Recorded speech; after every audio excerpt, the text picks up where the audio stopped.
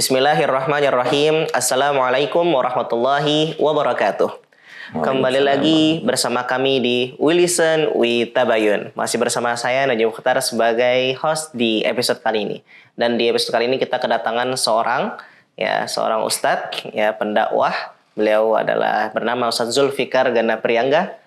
Gimana Ustadz? Kabarnya sehat? Alhamdulillah. Makin sehat ngeliat Nazmi ini. Saya juga pakai sehat lihat antum Ustaz. Oh gitu ya? Iya. Makin sehat perutnya dipegangin. Lapar kali gitu. Puasa gitu. Puasa ya. Oke. Ya. Jadi Ustaz Zul ini adalah seorang aktivis ya dan juga seorang pendakwah. Beliau ini banyak menyadarkan orang. Ya. Orang-orang yang tidak sadar menjadi sadar, orang-orang yang imannya sedikit menjadi semakin kuat. Inilah Ya Rab. Ustaz Zulfikar. Ustaz, kita di kali ini kita ingin membahas tentang seputar zakat fitrah. Siap. Ya. Zakat fitrah karena kita kan sebentar lagi kan mau menghadapi lebaran. Ya, kita sini udah masuk ke 15 hari terakhir bulan puasa. Iya. Nah, bukan hanya puasanya saja, ya kan? Tapi ada ibadah lain setelah puasa itu kan. Apa itu? Iya, zakat itu, Ustaz. Oh, zakat fitrah. Zakat. Kelihatannya puasa sekarang ringan ya? Kenapa? Nggak terasa tiba-tiba bisa di ujung pertengahan gitu. Iya, soalnya kita nggak punya duit, Ustaz. Oh gitu. Kerjanya tidur aja terus. Oh gitu. Ya tiba-tiba udah lebaran aja gitu kan. Oke. Nah, ini ada beberapa pertanyaan yang mungkin bisa mencerahkan teman-teman kita yang ada di rumah. Siap. Ya, karena kan banyak juga pertanyaan masih terbesit di benak mereka tapi masih belum mendapatkan jawaban. Iya. Belum tercerahkan. Iya. Nah, di antara pertanyaan itu ada apa Ustaz yang dimaksud dengan zakat fitrah dan apa perbedaannya dengan zakat yang lainnya? Ya. Zakat itu kan yang sering kali kita dengar itu ada dua ya. Ada dua tipe zakat. Pertama zakat mal dan yang kedua zakat fitrah. Ini yang umum ini. Zakat mal dan zakat fitrah. Oke. Betul. Kalau zakat mal itu zakat dengan harta yang kita miliki. Di situ ada hitungan tersendiri. Berkaitan dengan nisabnya. Berapa ukuran harta yang dimiliki sehingga dia harus wajib untuk mengeluarkan hitungan untuk zakat. Lalu ada haulnya selama 1 tahun. Haulnya itu waktu tertentunya gitu. Ya. Oke. Sementara kalau zakat fitrah itu zakat yang hanya dikeluarkan pada saat kita menginjakkan waktu pada bulan suci Ramadan. Ya, artinya zakat fitrah ini khusus dikeluarkan pada saat kita masuk ke bulan Ramadan sampai kita sebelum melaksanakan sholat Idul Fitri. Itu zakat fitrah. Kenapa dinamakan zakat fitrah? Karena zakat fitrah ini bisa jadi menghilangkan kita daripada ketidaksempurnaan pada saat kita melaksanakan ibadah puasa. Kalau tadi antum bilang bahwa zakat fitrah itu dikeluarkan dari awal Ramadan, ya sampai nanti akhir Ramadan. Betul. Nah, kan ada yang mengatakan bahwa di awal Ramadan boleh, ya kan, atau di akhir Ramadan boleh. Kapan waktu paling afdol mengeluarkan zakat fitrah? Paling afdol mengeluarkan zakat fitrah adalah pada saat terbenamnya sinar matahari di akhir bulan Ramadan hingga menjelang sebelum dilaksanakannya sholat Idul Fitri. Itu waktu terbaik. Itu waktu terbaiknya. Ya, tapi seringkali ini kan orang banyak lupa ya. Iya, benar. Lewat gitu. Terbengkalai, lupa. Karena kalau gitu. Di pasar itu paling ramai pada saat-saat itu. Pada saat-saat hari hari H-1 sebelum sholat Idul Fitri. Itu rame-ramenya orang kalau jual beli barang. Misalkan di mall ramai, di pasar ramai. Kita lagi kerja di kantoran itu ramai. Banyak tugasnya. Kenapa? Karena besok kita sudah libur dan harus diselesaikan semua tugas-tugas itu kan. Betul. Sehingga kita bisa jadi lupa itu. Iya. Apalagi yang siap-siap mudik. Nah, ini benar-benar. Makanya dibolehkan kita mengeluarkan zakat dari awal Ramadan ya. Ya, namanya itu adalah waktu mubah. Waktu mubah. Ya. Karena ada juga waktu makruh. Ada juga waktu haram. Oh iya, kapan itu waktu makruh dan waktu haram? Waktu makruh itu ketika kita mengeluarkan zakat fitrah ini pada saat sudah terlalu mepet sekali dengan waktunya. Oke. Ya. Sementara kalau waktu haramnya pada saat sudah lewat sholat Idul Fitri, ya kan, beberapa hari baru kita keluarin. Oh gitu. Iya, nggak boleh itu. Berarti kalau dia tetap mengeluarkan, apakah itu tetap dikatakan zakat fitrah atau sedekah? Jadi dilihat dari awalnya, kenapa dia tidak mengeluarkan zakat fitrah pada hari-hari yang telah ditentukan itu. Apakah dia lupa? Kan? Kalau lupa maka sudah ibadah ini sudah dianggap sebagai dosa. Ya. Dan termasuk juga apalagi ketika dirinya sengaja untuk tidak mengeluarkan zakat fitrah. Iya, Begitu. iya. Jadi zakat fitrah tuh hukumnya Wajib. wajib. Wajib. Bagi siapa? Bagi orang-orang yang dia memiliki bahan makanan pokok untuk dimakan oleh dirinya.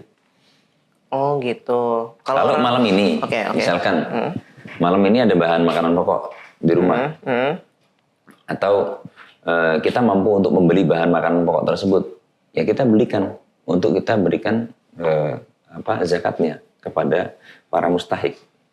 Oh gitu. Ya, wajib baik itu yang baru lahir, kemudian yang tua, laki-laki, perempuan, siapapun wajib. Sebentar, yang baru lahir, berarti anak bayi pun juga. Anak bayi sudah dizakati oleh orang tuanya. Oh gitu. Ya. Jadi anak yang baru lahir pun dia juga sudah diwajibkan untuk zakat fitrah. Iya.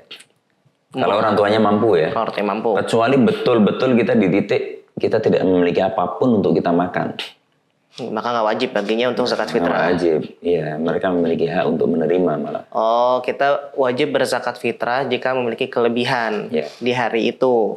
Nah, kalau dia mampu secara ekonomi, tapi dia tahu hukum zakat fitrah itu wajib, tapi dia sengaja untuk tidak mengeluarkannya, apakah berdosa? Dosa dong. Dosa ya? Dosa besar itu. Dosa besar. Karena dia masuknya wajib ya. Gimana barang wajib gak dilakukan? Barang wajib gak dilaksanakan. Nantang dong. Iya, langsung nantang yang ngasih perintah. Gitu. Nah, kalau orang yang meninggal di bulan puasa gimana, Sat? Apakah dia masih wajib zakat fitrah? Kalau meninggal bulan puasa? Ya pada saat Ramadan dia masih hidup ya? Dia saat Ramadan, mungkin dia merasakan Ramadan sekitar 10 hari. Terus di tanggal 15 Ramadannya dia meninggal. Ya. Wajib gak dia untuk zakat fitrah? Wajib zakatnya. Wajib. Masih wajib zakat fitrah. Berarti diwakili oleh keluarganya. Keluarga. Jadi anak yang baru lahir dia wajib.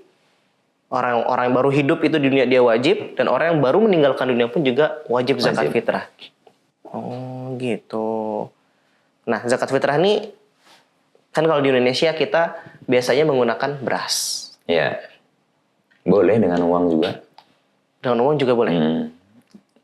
Kepada amil, ya kan. Kemudian kita hanya memiliki uang, belum sempat beli beras, titipin aja uangnya. Seperti yang sekarang dilakukan oleh beberapa amil-amil, ya. Nah, uangnya itu setara dengan berasnya, Pak? Dengan harga beras. Oh, dengan harga berasnya. Iya. Oh, jadi misalkan berat 2,5 kilo, harganya berapa ya? 47.000. Kita transfer senilai itu. Nanti mereka belanja, mereka yang membagikan. Atau ada juga yang berpendapat disampaikan langsung dengan bentuk uangnya. Siapa tahu itu bermanfaat untuk dirinya. Berarti zakat fitrah tapi dalam bentuk uang? Bukan dalam bentuk beras? Bukan dalam bentuk beras. Oh. Ada yang mengatakan seperti itu, tapi lebih afdolnya adalah ketika dengan bahan makanan pokok. Kalau kita lupa bayar zakat gimana, Sat? Kita tahu wajib. Kalau tadi kan konteksnya kan sengaja. Tapi kalau ini kita lupa nih, gitu. Dosa tetap dosa. Bisa gitu loh kebutuhan seperti itu sampai. Udah dikasih waktu 30 hari kan? Iya loh. Untuk bayar zakat, iya. Makanya itu sebetulnya bagaimana kita itu sangat perhatian ya, memperhatikan kebutuhan-kebutuhan hajat duniawi, materi kita. Kita nggak punya rumah, ya kan? Maka kita nggak pernah lupa untuk kerja. Kita nggak punya makanan, kita nggak pernah lupa untuk mencari makan. Betul. Tapi giliran kita ini mendapatkan perintah Allah, yang di situ kita membutuhkan surganya Allah, membutuhkan pahala untuk memperbanyak kebaikan-kebaikan di mata Allah, kita bisa lupa gitu loh. Ya. Ya kan? Nggak usah itu diingatin begitu-begitu. Tertampar saya Ustaz. Tertampar saya mendengarnya itu. Udah bayar sekarang kalau kemungkinan untuk lupa. Bayar sekarang aja. Mending bayar sekarang aja ya. Iya. Jadi baik sengaja atau nggak sengaja. Sama-sama dosa menurut saya. Dosa. Iya. Iya. Kita Taubat itu. udah diberikan keringanan juga kan 30 hari. Iya. Kalau untuk orang-orang yang menerima zakat ya, siapa yang berhak untuk menerima zakat tersebut? Ada 8 asnaf. Ada 8 asnaf. Fakir, miskin, kemudian fisabilillah, ya, ibnu sabil, gharim, kemudian rikob, mu'allafat qulubuhum, kemudian amil. Amil. Ya. Ini 8 golongan yang berhak menerima zakat. Berarti selain itu nggak boleh mereka menerima zakat fitrah. Nggak boleh. Nggak boleh ya? Nggak boleh. Nah kalau misalkan kita punya tetangga, Seth, Ya. dan tetangga kita tuh sedang membutuhkan, lagi butuh banget, boleh gak kita zakat fitrah ke dia? Ya fakir kan berarti masuknya. Berarti boleh? Boleh. Oh, kan kalau kita kan banyak kan kita ngasih ke masjid, ke amil, Iya. gitu kan. Tapi kalau kita ngasih langsung kepada dia boleh? Boleh. Oh, Boleh. nggak harus ke masjid, nggak harus ke amil ataupun ke imam yang ada di situ. Ke amil itu bisa lebih baik. Karena amil memiliki database sekian banyak siapa-siapa yang orang memiliki derajat kemiskinan. Ya kan? Dia punya datanya.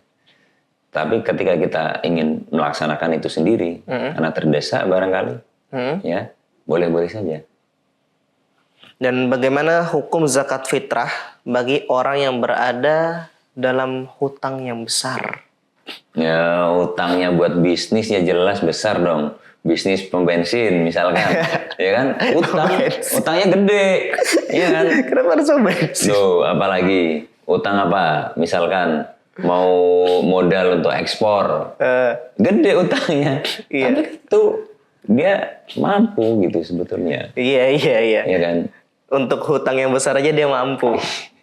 Itu menunjukkan dia ya sangat mampu untuk bayar zakat fitrah. Ya mampu lah, mampu. Zakat fitrah cuman harga 2,5 apa? Paling itu kisaran berapa? 49.000 ya? Ya, 50.000 lah paling. Iya, ya sangat ringan sekali lah. Jadi kalau hutangnya itu hanya hutangnya itu karena hutang untuk memenuhi hajat hidup, boleh dia nggak usah membayar zakat. Oh, maksudnya hutang untuk makan, hutang untuk minum gitu. Ya. Dia boleh tidak Karena bayar zakat. betul-betul dia tidak memiliki harta kan. Tapi kalau dia hutangnya gede, gede karena buat usaha, ya sama aja. Harus bayar dia. Lebihin sepaket sama sedekahnya sekalian. Oh iya benar. Biar berkah usahanya, utangnya biar cepat ketutup juga. Oh iya benar. Justru dengan dia bayar zakat fitrah itu malah memudahkan dia untuk melunasi hutangnya. Iya. Iya. Ya, Emang gitu, banyak kira-kira jawaban-jawaban unexpectable dari antum tuh, Pak. Kan utang banyak itu kan, saya kira orang yang utangnya banyak itu adalah orang yang bisnis ya. Bener-bener. Itu aja sih, gitu. Dan orang bisnis biasanya Kalau orang sangat miskin, mudah gitu. kalau orang miskin, orang fakir, orang miskin paling utangnya berapa? Ya kan? Paling utangnya berapa? Untuk makan paling sekali makan berapa di Jakarta? Iya, 20.000, 15.000. Ya segitulah. Gede apa sedikit? Kecil itu. Kecil. Maka betul kita itu harus untuk memperhatikan orang-orang yang demikian. Rasul kan dekat sekali dengan orang-orang begitu ya. Iya, Masya Allah. Nabi dulu kan suka membagi. Iya. Ya kan, bahkan kalau ada sebutir kurma pun dibagi 3. Luar biasa itu. Nabi sudah memberikan contoh yang sangat besar kepada kita semua. Luar biasa itu. Kalau ini Seth, apa namanya? Apa? Seorang amil. Iya, kenapa? Amil itu boleh menerima zakat. Ya boleh. Kalau amilnya orang kaya? Amilnya orang kaya ya boleh juga. Tetap boleh. Namanya juga amil.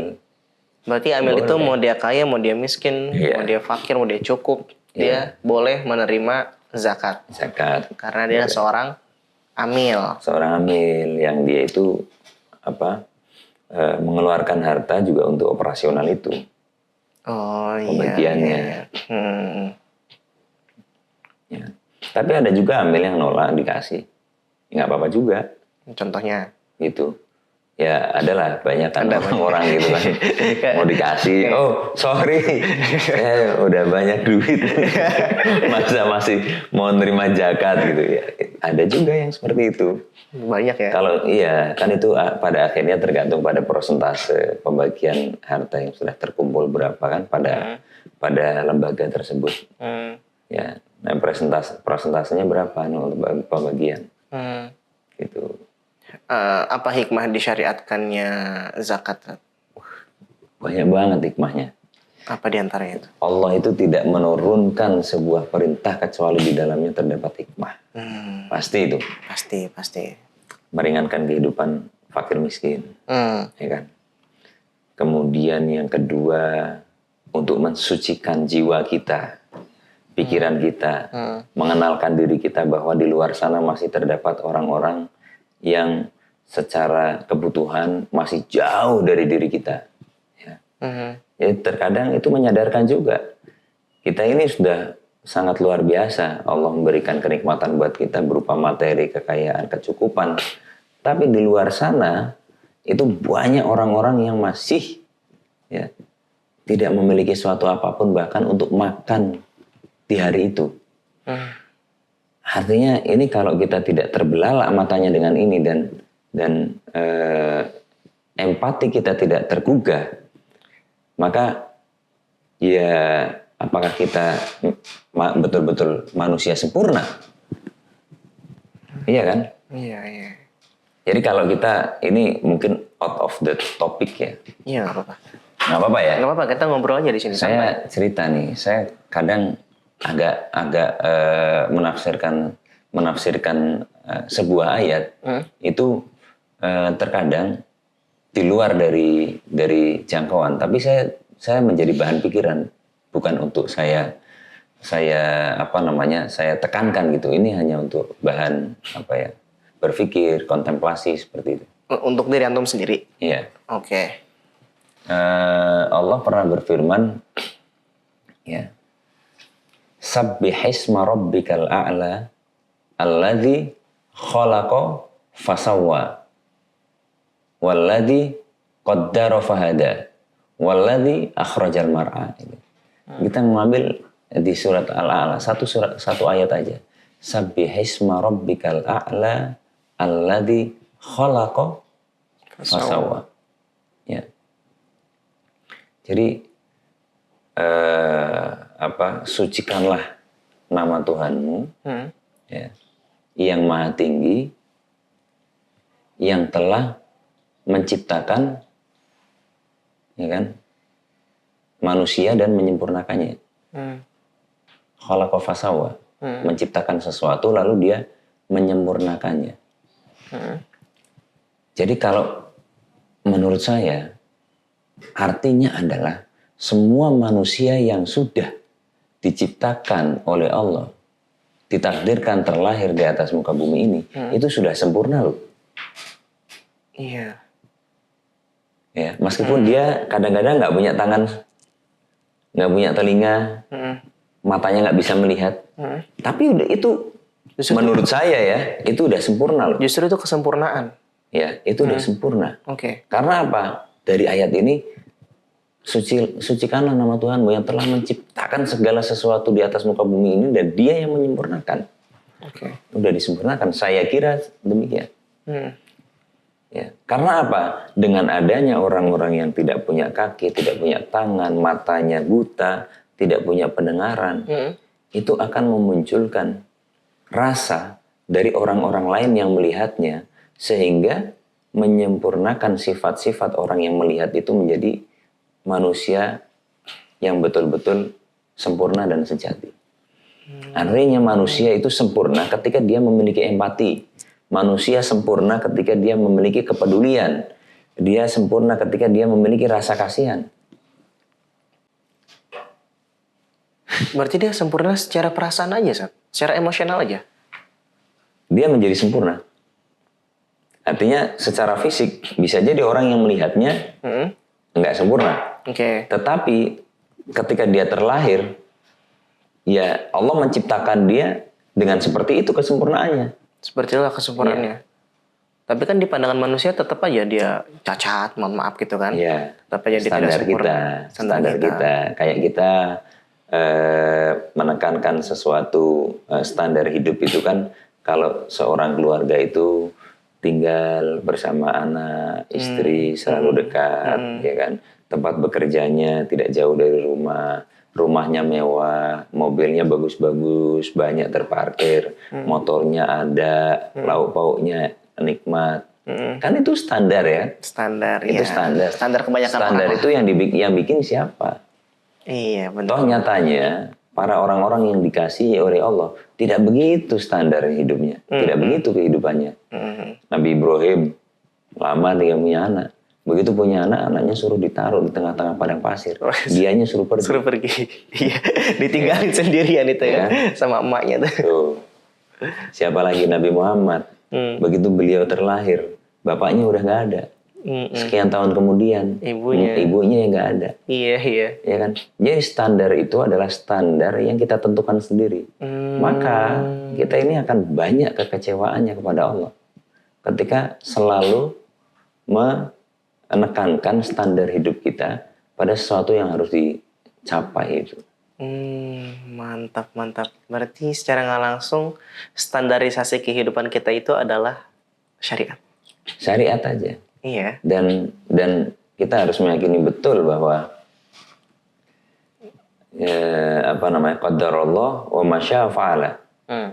Semua itu udah ditakdirkan sama Allah. Kalau Allah berkehendak, Allah akan lakukan itu.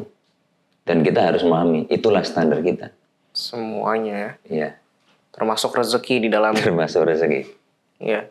Ya, kewajiban kita kan hanya ikhtiar. Iya, betul, betul. Silaturahim, ikhtiar, bekerja maksimal.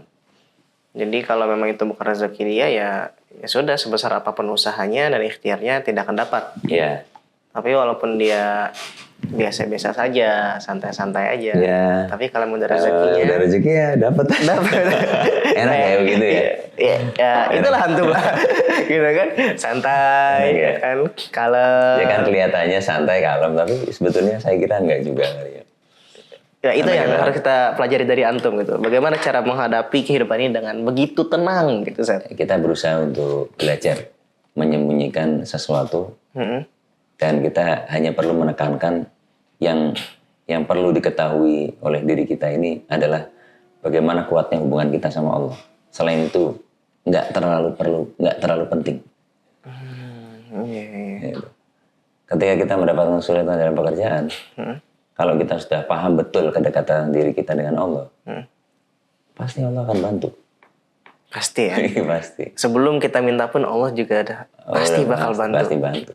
Udah ridho berarti Allah sama kita. Ada ayat dalam surat Al-Baqarah itu. Wa idza sa'alaka 'ibadi 'anni fa inni qarib. Apabila seorang hambaku datang kepadamu, ya wahai Muhammad, berarti karena khitabnya saat ini ya wa idza sa'alaka. Wahyu tersebut turun kepada Nabi Muhammad. Ibadi 'anni, ya, dan dia bertanya kepada engkau tentang aku, maka jawablah bahwasanya aku ini dekat. Fa inni qarib. Kalau Allah sudah dekat, ujibu da'watad da'i idza da'ani. Aku akan menjawab seluruh doa-doa yang ia utarakan kepadaku. Fal yastajibuli, maka segerakanlah untuk melakukan perintah-perintahku, melaksanakan perintah-perintahku. Wal yu'minu bi, dan agar dia itu beriman kepadaku. La'allahum yarsyudun, ya, supaya mereka mendapatkan petunjuk. Pertanyaannya adalah kenapa kita ini doanya nggak kunjung-kunjung untuk dikabulkan oleh Allah. Banyak ini keluhan setiap manusia nih. Setiap manusia. Padahal di dalam ayat itu ujibu da'watad da'i, aku itu menjawab semua doa orang-orang yang berdoa kepadaku. Pertanyaannya kenapa kita ini belum dijawab doanya nih? Iya, kenapa itu? Kan? Jomblo terlalu lama, ya. Terus KPR gak lunas-lunas gitu kan. Terus pengen punya impian, ya nggak nyampe-nyampe. Karena itu perlu kita tanyakan ke diri kita. kita ini sudah dekat belum sama Allah? Ya, tuh, ya kan? Fa ini qorib. Ya, jangan-jangan Allah ini dekat sama kita, cuman kitanya yang nggak mau mendekat sama Allah. Nah, kita udah dekat belum? Fa ini qorib. Kalau kita belum dekat sama Allah, maka tanyakan lagi, pernah nggak kita mencari Allah? Belajar tentang nama-nama Allah, belajar tentang sifat-sifatnya Allah, belajar tentang syariat-syariat yang Allah punya. Ya. Kalau kita mencari aja belum pernah, belajar aja belum pernah, menanyakan bagaimana sifat-sifat Tuhan, bagaimana nama-nama Tuhan, siapa saja nama-nama Tuhan, itu nggak pernah, maka jangan-jangan selama ini kita belum mengimplementasikan diri kita sebagai seorang hamba, ya kan? Betul. Sisi-sisi kehambaan kita kepada Allah jangan-jangan nggak ada. Menghambanya sama siapa kita? Nah, benar. Menghambanya jangan-jangan sama gaji bulanan, ya kan? Jangan-jangan menghambanya kita sama bisnis yang kita punya. Jangan-jangan menghambanya kita pada jabatan, ya kan? Sehingga dengan itu, oh tenang aja lah, hidup saya masih aman kok, karena ada jabatan. Tenang aja lah, masih aman karena saya masih ada bisnis. Tenang aja lah, ntar juga gajian. Jadi kapan kita ini akan bergantung sama Allah? Allah, iya benar. Sehingga kita bertanya tentang Allah. Sehingga dengan jawaban dari pertanyaan-pertanyaan kita bisa lebih dekat dengan Allah. Iya. Itu rumus. Karena kita terlalu menggantungkan diri kita kepada dunia ya. Ya. Maka kalau mau nyari standar, cari standar yang sulit. Jangan standar yang enak. Standar yang sulit. Aduh. Sulit juga mencari standar yang sulit saat gitu. Gampang. Coba resign sekarang tanpa berpikir panjang. Langsung kesulitan itu mah. Ya kan? Iya. Apalagi coba. Standar sulit.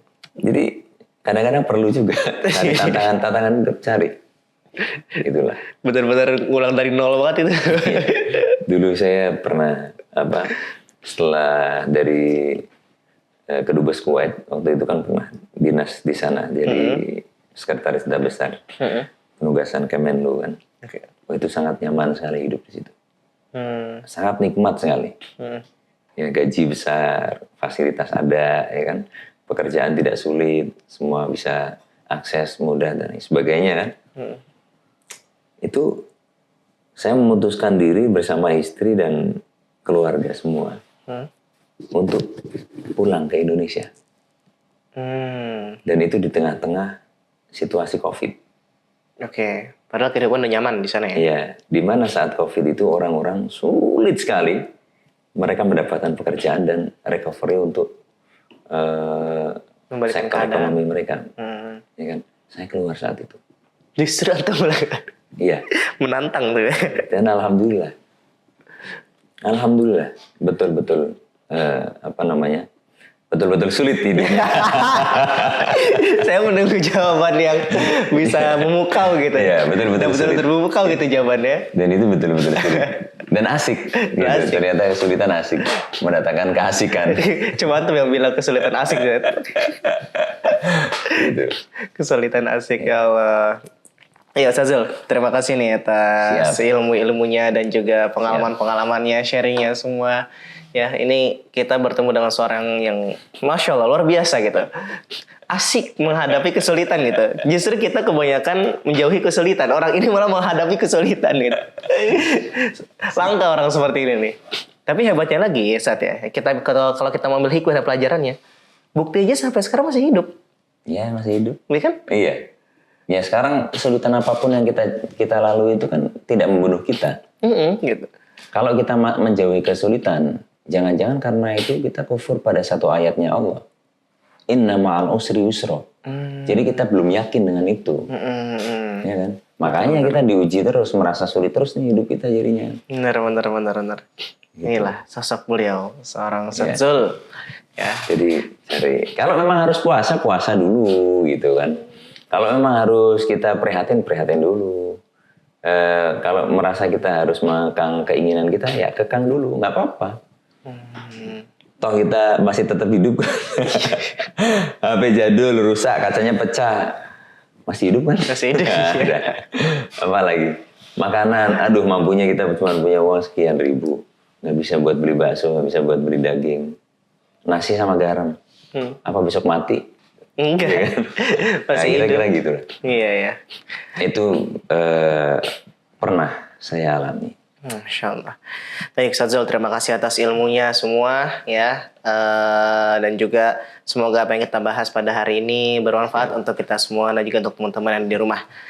Mungkin cukup sekian ya episode kali ini. Saya Najib Mukhtar sebagai host, saya izin pamit diri. Dan terakhir saya ucapkan wassalamualaikum warahmatullahi wabarakatuh. Waalaikumsalam warahmatullahi